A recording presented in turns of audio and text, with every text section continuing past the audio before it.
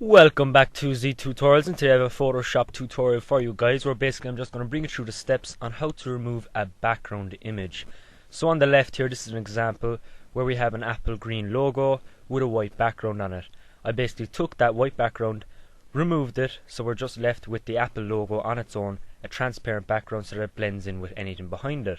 Now this can be implemented anywhere you want, on photographs, images, logos, whatever you want, and it's basically done in Photoshop. So let's get started.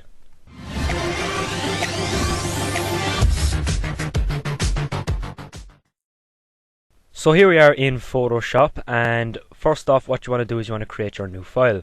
So you just want to go to File, New, and set your dimensions whatever you want. It doesn't really matter, but you want to make sure that your background color is set to transparent. This is very important for deleting your background, so make sure it's set to transparent.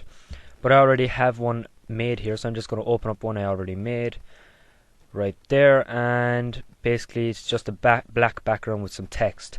I'm going to put in my image here, so I'm just going to go to File, Place, and I'm going to look for that image. So here it is, the logo. Click on Place, and there it is. Now I'm just going to resize that a small bit so that it won't take up the whole thing. We might put it to something like 60% height and width, and when you're happy we're just going to get straight into it. Now what I've noticed is a lot of people like to do this with the eraser tool. So right here on the left panel you have all your tools, and one of the tools is the eraser tool, and people like to go along and try and erase the background. Now this is fine, it does work, it works sometimes, but it's not very accurate. You want to use a more accurate way, which is the wand tool. Now there's two type of wand tools. There's the magic wand tool and the quick selection tool. I'm going to show you both, but it's very easy to do. But before you start, you want to click on your logo by right clicking on it, and you want to rasterize the layer. Now why do you want to do this? It's because when you try edit something with the wand tool, it needs to be rasterized first. It doesn't change the image or anything, it just rasterizes, so don't worry about it. Just right click on the image and go to rasterize layer. So now that we have it highlighted, the magic wand tool will automatically select all the black, and you just want to click on delete, and it'll delete all that background image. Now obviously sometimes this doesn't work because it might select parts of the image that you don't want to be deleted, but for the most part I have found that this to be very accurate.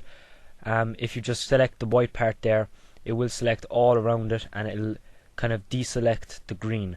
Now the second way is with the quick selection tool, so that's just another wand tool, and basically it's just more accurate. So if you have those little spots where the magic wand tool is doing incorrectly, you want to go around with the quick wand tool, sorry, and you want to delete it that way.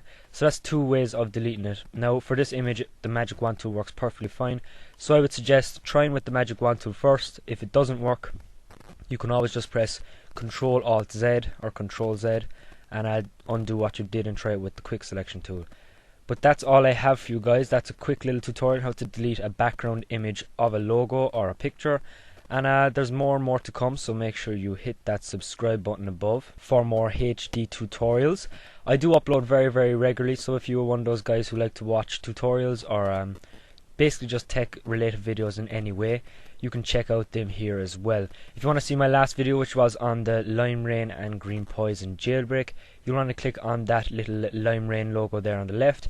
If you want to check out my next video, which I don't know what it's going to be yet, but I presume it's going to be something in the tutorial sense or maybe in the iPhone sense, you want to click on that question mark there. You can hover over it and it'll tell you what that video is. Otherwise you can just click on that big yellow subscribe button there to subscribe for more tutorials and tech talk. But thank you all for watching, and this is Z Tutorials signing out.